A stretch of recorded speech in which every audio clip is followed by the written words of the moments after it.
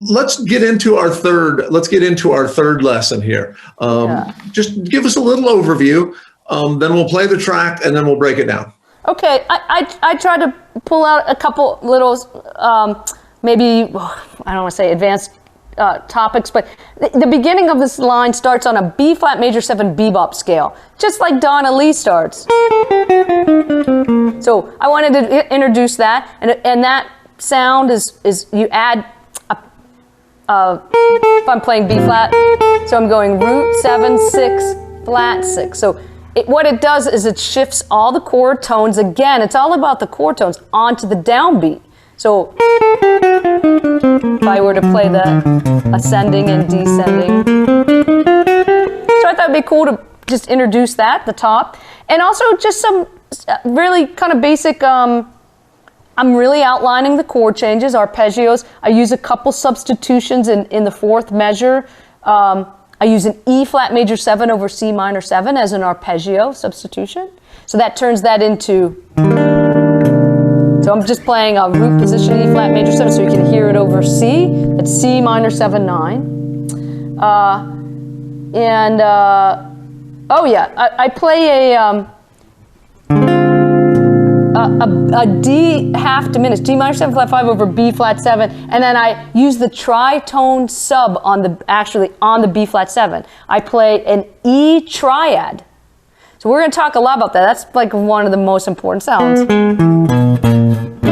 Or if I play that even an E triad, first inversion, or any E triad over B flat.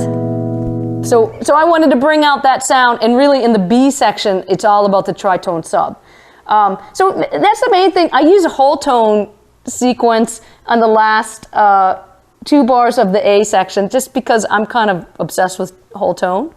So whole tone scale adds 9, sharp 11, and sharp 5 in it. I just love the sound of it. It's very Thelonious Monk. And really for me on this, I'm really sticking with arpeggios, but it's about the rhythmic displacement, right? So that's what makes it a little more advanced. All the stuff with the chord tones is still there. It's again, playing things over the bar line, so anticipating. That's the thing that makes something really swing and gives it a push and pull. So anyway, going back to Emily Remler's thing, or just playing an eighth note texture. I work on all my students to just work on being able to play eighth notes, because this is the philosophy. It's easier to subtract than to add. If I have that full texture, then what I'm doing rhythmically is I'm taking stuff away, and then it's broken up and it's hipper.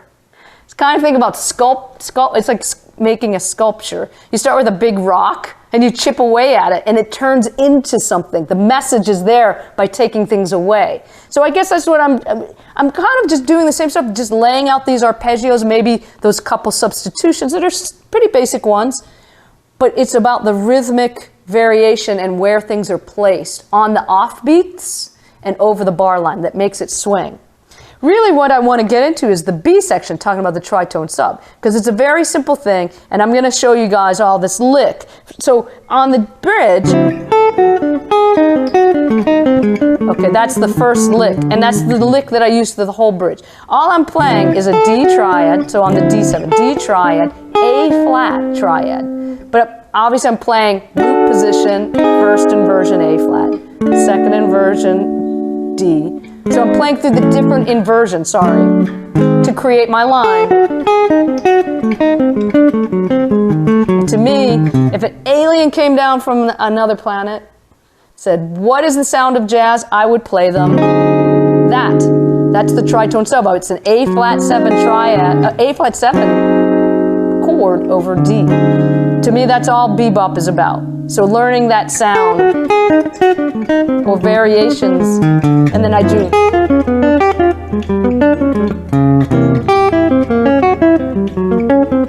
So I'm just using triads in that case. So I'm really looking forward to talking to people. I actually, of all the things of these studies, I'm really interested in that, because it's the simplest thing that'll just take you into, okay, I sounded like I was playing scales, I got in the tritone sub, sounds like jazz.